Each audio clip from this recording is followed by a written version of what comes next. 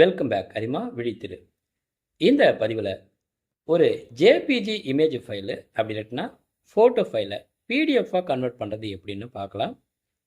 Search ஆப்ஷனில் photo to PDF அப்படி இல்லாட்டினா ஜேபிஜி டு பிடிஎஃப், அதுவும் இல்லாட்டினா இமேஜ் டு பிடிஎஃப் டைப் பண்ணிவிட்டு சர்ச் பண்ணுறேன்.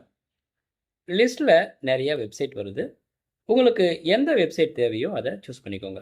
நான் இதில் ஃபஸ்ட்டில் இருக்கிற இந்த ஐ லவ் பிடிஎஃப் ஆப்ஷனை சூஸ் பண்ணுறேன். செலக்ட் ஜேபிஜி இமேஜ் ஆப்ஷனை கிளிக் பண்ணுறேன்.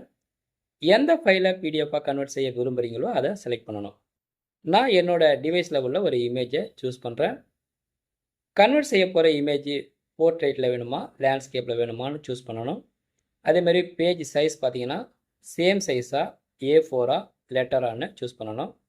மார்ஜின் பார்த்தீங்கன்னா எந்த மாதிரி வேணாம், ஸ்மால் சைஸாக பிக் சைஸாக உங்களுக்கு எது வேணுமோ சூஸ் பண்ணிவிட்டு கன்வெர்ட் ஆப்ஷனை சூஸ் பண்ணணும்.